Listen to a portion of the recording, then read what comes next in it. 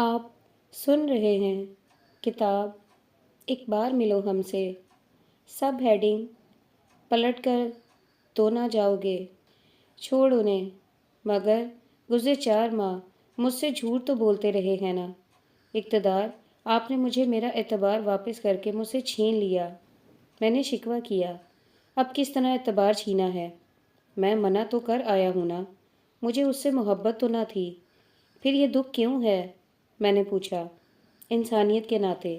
آپ کو معلوم نہیں نور، میں تو کتے کو بھی تکلیف میں دیکھ لوں تو مجھے چین نہیں آتا، پھر وہ تو انسان ہے، اور تو پھر آپ اس کے آنسو پونچھ دیں، لوٹ جائیں واپس۔ میں نے اقتدار احمد کی بات کاٹ کر کہا، یہ ممکن نہیں ہے، میں دوبارہ لوٹنا اپنی توہین سمجھتا ہوں، اور پھر بس اب تو سب ختم ہو گیا۔ پھر اداسی کی وجہ میں جاننا چاہتی تھی، کتنی بار سمجھاؤں؟ اقتدار، باخدا میں اپنے دل کی تمام تر سچائیوں سے کہہ رہی ہوں، آپ اس سے ٹوٹا تعلق جوڑ لیں۔ جب آپ ٹھوکر کھائیں گے تو خود ہی آپ کو اندازہ ہو جائے گا کہ ہم اپنے تجربے سے سیکھتے ہیں، کسی دوسرے کے تجربے ہمارے لیے مشعل راہ کب بن سکتے ہیں۔ مجھے اس عورت کے بارے میں علم ہے کہ وہ کیسی ہے۔ جب اس کا کوئی دوست اسے چھوڑ دیتا ہے تو وہ اسے بدنام کرتی ہے، حتیٰ کہ عدالت لے جاتی ہے۔ طالب حسن کے ساتھ اس نے یہی سلوک کیا۔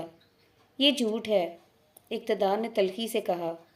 مت تنک کر مجھ سے بات کیا کریں آپ، میں نے بھی تلخی سے کہا۔ اچھا ایک بات بتائیں، آپ کا اور میرا تعلق ہے، اور اگر میں آپ سے قطع تعلق کر لوں تو کیا آپ مجھ پر مقدمہ کریں گے؟ اقتدار احمد مجھ سے پوچھ رہا تھا۔ میں اپنی بات نہیں کر رہی، میں نے کہا۔ میں مان ہی نہیں سکتا کہ طالب حسن پر اس نے مقدمہ کیا ہو۔ آپ نے بے شک قانون پڑھا ہے مگر سمجھا نہیں ہے نور۔ میں نے قانون پڑھا بھی ہے، اور قانون کا محافظ ہوتے ہوئے میں اس کے سارے نشیب و فراز جانتا ہوں۔ اقتدار نے اسپاٹ لہجے میں کہا، اگر میں ثبوت دے دوں کہ طالب حسن کو وہ ہائی کورٹ تک لے گئی ہے، پھر؟ میں اپنی بات پر اڑی تھی، اور کیوں نہ اڑتی کہ میں ہی سچی تھی۔ پھر میں آپ کی ہر بات سچ مانوں گا، اور اگر نہ مانے تب بھی تو؟ میں نے خدشہ ظاہر کیا۔ میرا وعدہ۔ اقتدار احمد نے میرے ہاتھ پر ہاتھ رکھ دیا۔ میرا وعدہ ہے، آپ جو کہیں گی میں مانوں گا۔ میری بات مانے، کسی نے آپ سے غلط کہا ہے، وہ مجھے سمجھا رہا تھا۔ یہ تو میں آپ کو بتاؤں گی۔ میں نے 2-4 روز قبل بھی ایک ثبوت آپ کو دیا تھا، مگر آپ نے کہا میں ایسے 10 لیٹر بنوا کر دے سکتا ہوں، اور بقول آپ کے آپ کو بہت دکھ ہوا تھا وہ پڑھ کر۔ میرا لہجہ تلخ تھا۔ میں نے بہت ضبط کرتے ہوئے کہا، کیوں دکھ ہوا تھا اقتدار؟ اگر آپ کو اس سے محبت نہیں تھی تو پھر دکھی ہونے کی کیا وجہ؟ میں کیسے یقین دلاؤں کہ مجھے اس سے محبت نہیں، ہمدردی ہے؟ وہ زچ ہو کر بولا، ہمدردی؟ میں ہنسی۔ پہلے ہمدردی ہوتی ہے، پھر یہ حد عبور ہو کر محبت، اور یہ حد عبور ہو چکی ہے۔ مجھے آپ بہت پیاری ہیں نور، میں ساری دنیا کو چھوڑ سکتا ہوں، آپ کو نہیں چھوڑ سکتا، اقتدار احمد نے کہا۔ اس بات کا اعتراف آپ بار بار کر چکے ہیں۔ اقتدار، یہی خوبصورت لفظوں کا جال ہی تو ہے جس میں جکڑی ہوئی ہوں، اور میں نے آپ پر حد درجہ اعتماد کیا۔ طاہر بھائی کچھ بھی کہتے رہے، میں نے ان کی ہر بات آپ کو بتا دی۔ بے شک آپ ان سے لڑے بھی، اور وہ بار بار مجھے کہتے، اب میں تجھے کچھ نہیں بتاؤں گا، تو ہر بات اقتدار کو بتا دیتی ہے، اور پھر وہ میرے پیچھے پڑ جاتا۔ مجھے تو آپ پر اعتبار تھا اقتدار، یا پھر میں یہ چاہتی تھی کہ آپ پر وضع رہے۔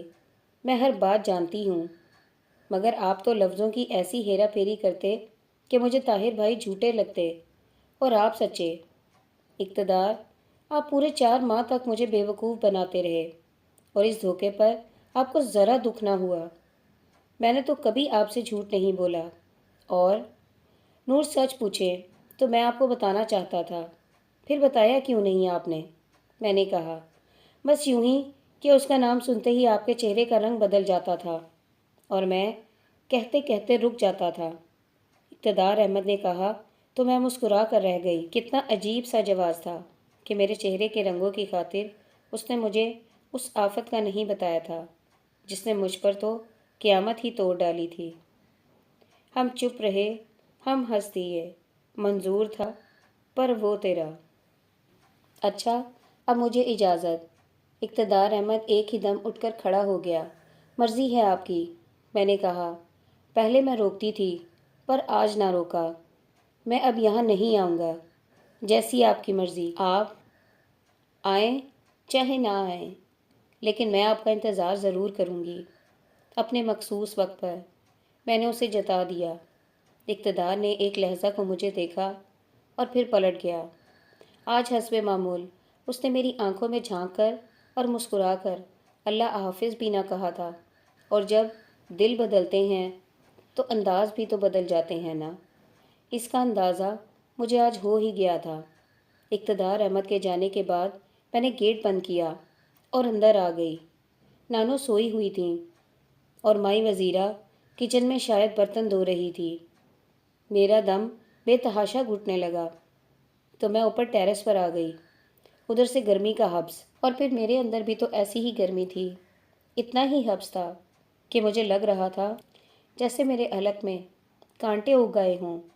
تا حد نظر اڑتی ہوئی گرم ریت نظر آ رہی تھی جو میری آنکھوں میں چبھ رہی تھی۔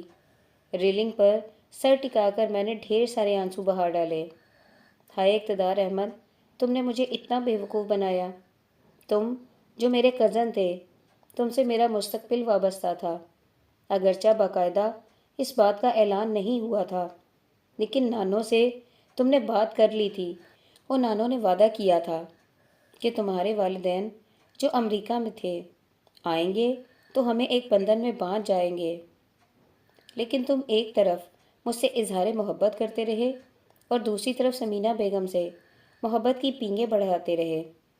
ابھی صرف ایک ہفتہ قبل ہی جب میں نے کہا تھا اقتدار مجھے اپنا اعتبار واپس دے دیں، میرے پھیلے ہوئے ہاتھ پر اس نے اپنا بھاری ہاتھ رکھ کر کہا تھا لو اپنا اعتماد۔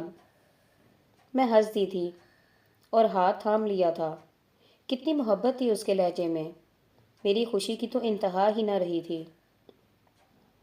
اور پھر اس کے صرف 3 روز بعد ہی میرے اعتبار کی دھجیاں بکھر گئیں۔ مجھے لگا تھا جیسے میں عرش سے فرش پر آ گئی ہوں۔ میں تو بالکل ٹوٹ کر رہ گئی تھی، بکھر گئی تھی۔ ریزہ ریزہ سمیٹنا بہت مشکل ہوتا ہے۔ اقتدار احمد میری زندگی میں آنے والا پہلا مرد تھا جسے میں نے پہلی بار دیکھا تو حیران رہ گئی تھی۔ میرے آئیڈیل کے عین مطابق اور چوڑے شانوں والا اقتدار احمد میرے دل کے تاروں کو ہولے سے چھو گیا۔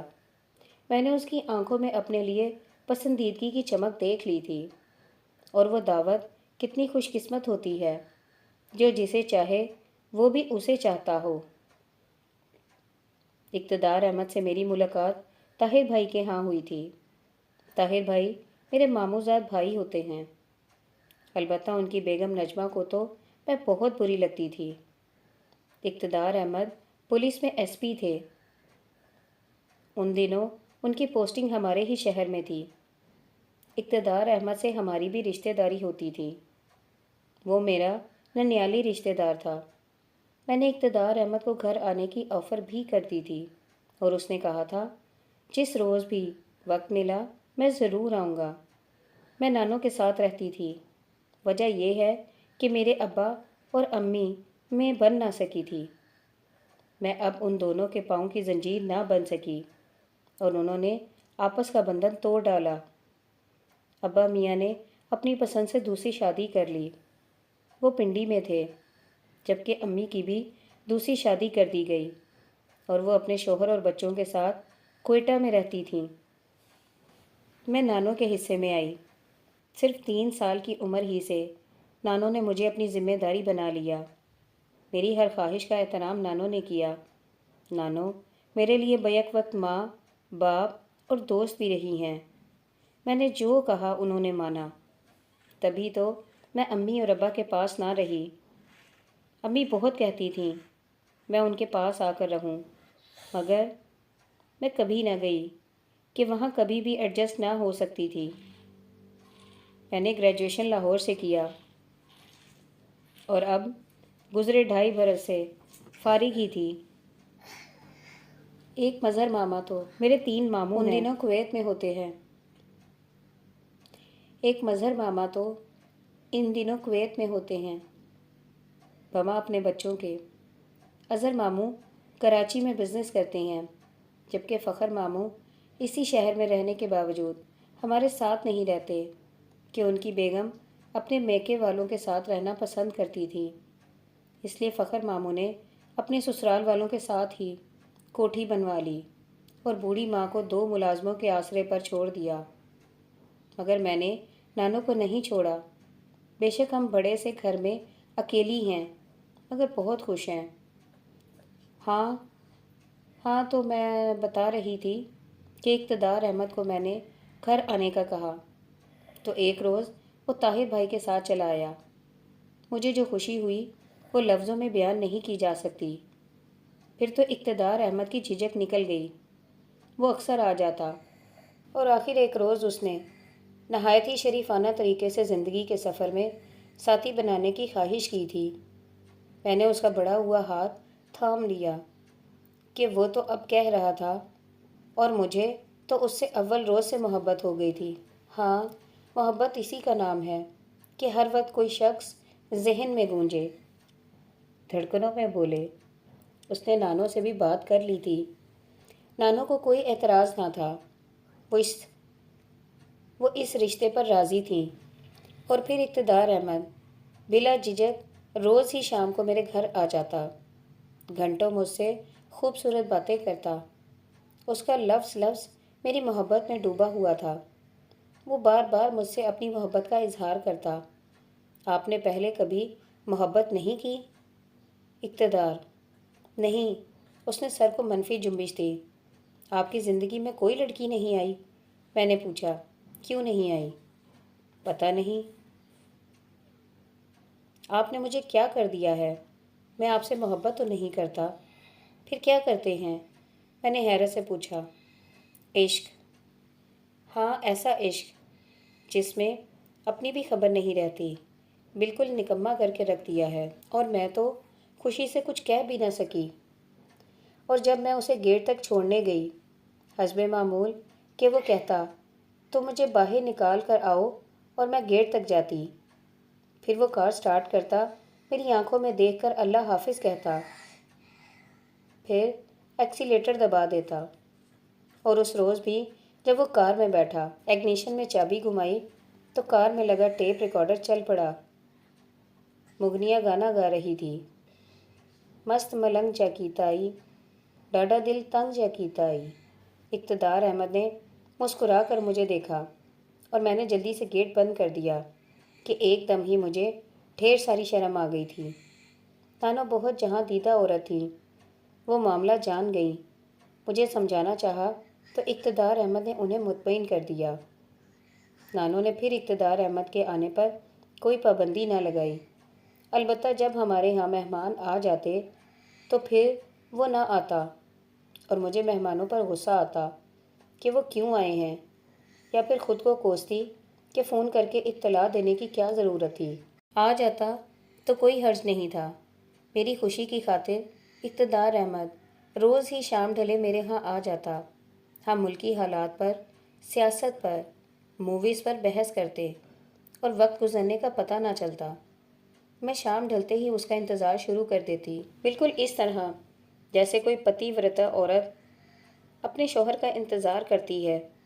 اور ایک روز میں نے اقتدار سے کہا بھی تھا، آپ کو پتہ ہے میں آپ کا ایسے انتظار کرتی ہوں جیسے کوئی بیوی شوہر کا، اور آپ کو بھی پتہ ہے میں جب آتا ہوں تو لگتا ہے جیسے میں اپنی پیاری بیوی کے پاس جا رہا ہوں۔ حد درجہ اپنائیت سے اس نے مجھے کہا اور میں سر جھکا کر رہ گئی۔ اقتدار احمد کبھی اپنے گاؤں چلا جاتا تو اس کی جدائی مجھے پریشان کر دیتی، مگر میں اسے منع بھی تو نہ کر سکتی تھی کہ وہ اپنے رشتہ داروں سے نہ ملے۔ میں جو بہت سوشل تھی، اقتدار احمد سے محبت کرنے کے بعد میں نے اپنی ساری ایکٹیویٹیز ختم کر دی تھیں۔ مجھے اس کے خیالوں میں رہنا اچھا لگتا تھا۔ اقتدار احمد مجھے بتائے بغیر کبھی بھی تو غائب نہ ہوتا تھا، اور اس روز وہ نہ آیا تو میں نے برآمدے کے چکر لگا لگا کر اپنے پیر سجا لیے۔ وقت تھا کہ گزر ہی نہیں رہا تھا۔ خدا خیر کرے، میں بار بار دل پر ہاتھ رکھ لیتی۔ ان دنوں شہر میں ہنگامے بھی ہو رہے تھے اور مجھے اقتدار کی فکر لگی رہتی تھی۔ فون بھی ڈیڈ پڑا تھا۔ نانو بار بار کہتی، بھائی وہ بچہ تو نہیں آ جائے گا۔ اب میں نانو کو کیا بتاتی؟ ان کے دل کو لگی ہوئی ہوتی تو پتہ ہوتا۔ میں چادر اوڑھ کر باہر نکل آئی۔ سڑک پر آتے ہی مجھے رکشہ مل گیا۔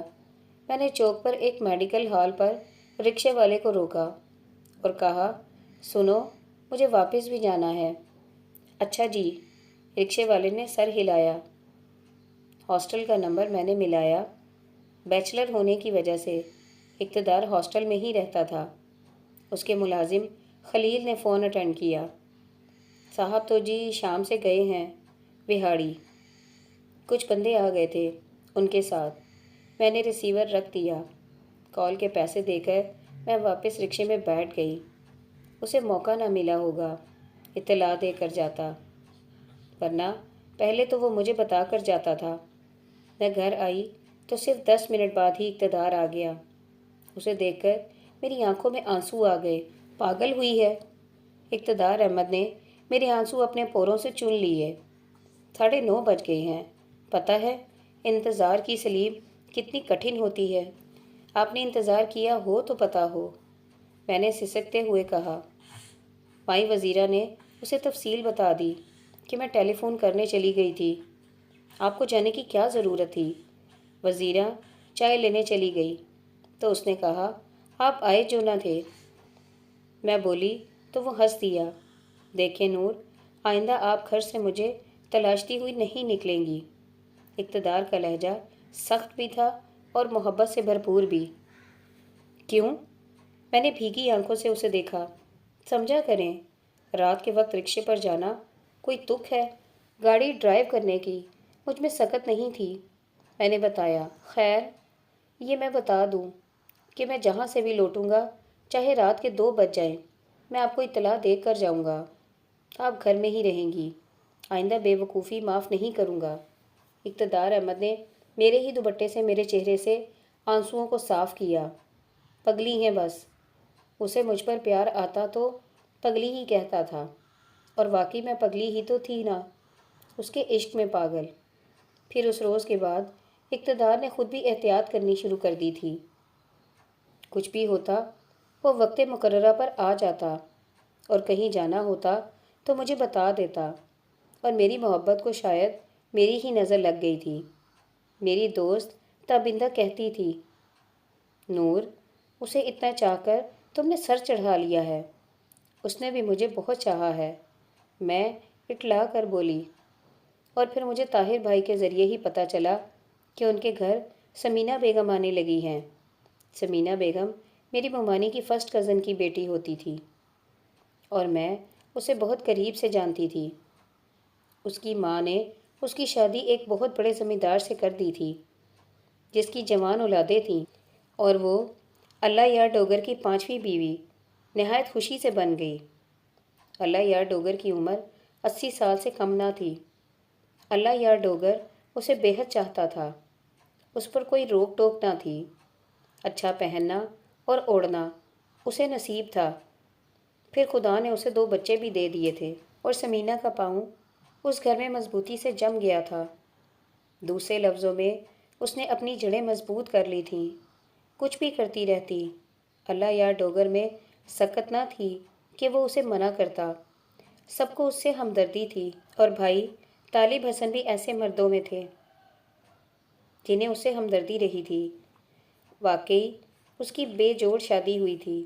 وہ اپنے بیوی بچوں سے بھی بے نیاز ہو گئے، مگر جب انہیں پتہ چلا کہ سمینہ بیگم ان کے علاوہ بھی 2 مختلف دوستیاں نبھا رہی ہیں، تو انہوں نے کسی کے کہنے پر بھی اعتبار نہ کیا، مگر جب خود آنکھوں سے دیکھا تو یقین کیا۔ اور پھر بھی شاید یہ ان کی محبت تھی کہ انہوں نے سمینہ کو ہر طریقے سے سمجھایا، مگر وہ جن راستوں پر چل رہی تھی واپس نہ لوٹ سکتی تھی۔